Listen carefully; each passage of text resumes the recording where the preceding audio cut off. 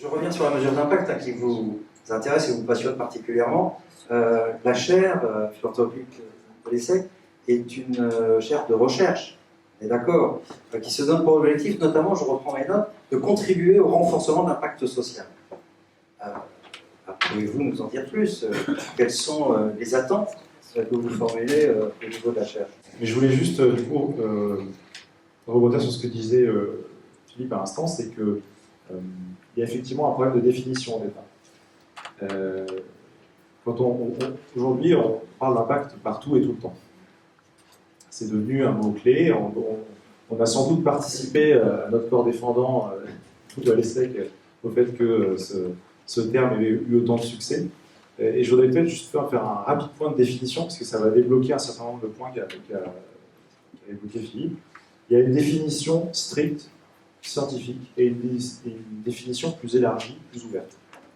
La définition stricte, scientifique de l'impact, c'est ce que fait Esther Duflo, par exemple, au MIT, c'est mesurer dans le temps les changements profonds qui ont eu lieu à long terme, qui permettent de déterminer la causalité entre une intervention et une population concernée. C'est par exemple le modèle clé, c'est les études randomisées comme en médecine, quand on teste un nouveau vaccin avec un groupe témoin et un groupe qui fait l'objet de l'intervention.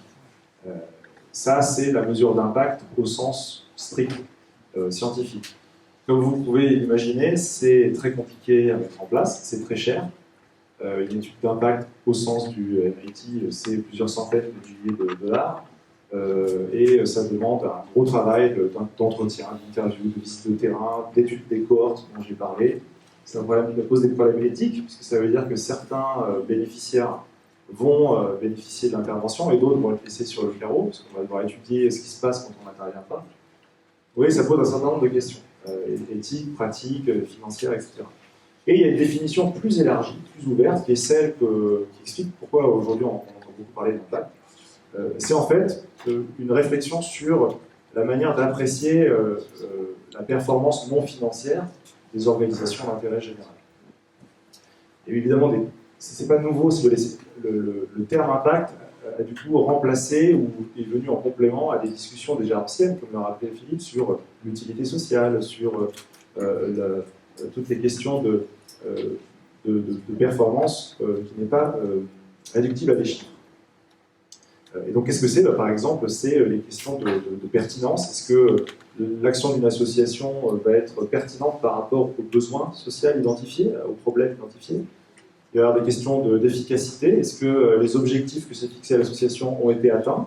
Il y a des questions après d'efficience. On est plus sur des analyses coût-bénéfice. Est-ce que ça a coûté finalement cher ou pas cher de faire cette intervention? Est-ce que ça a permis d'éviter des coûts à la société? Et puis après, les questions dont on va parler d'impact, où là on va vraiment être sur la recherche d'une causalité, ce qui est évidemment très compliqué, parce qu'il y a un nombre très très grand de facteurs qui peuvent influencer la réussite ou l'échec d'un projet de terrain dans le domaine social. Donc une fois qu'on a rappelé ça, je pense que nous, une de nos marottes, quand on parle de ces questions-là, c'est on n'est pas les seuls, hein, c'est de faire préciser en fait quels sont les objectifs de l'évaluation en départ. Si on veut, parce que quand on parle des questions d'évaluation d'impact, forcément, j'en parlais un tout petit peu avant notre intervention du coup avec Christophe, en fait, on parle d'impact, d'évaluation d'impact, mais finalement, quand on commence à se poser ces questions, il y a toute la question de la stratégie, même de l'identité des structures d'intérêt général qui vient sur la table. Quelle est notre mission? À quoi on sert? Quel est le sens de notre action? Et en fait, ces questions d'évaluation d'impact, elles sont un bon moyen aussi de se reposer les questions du sens de la stratégie de nos organisations.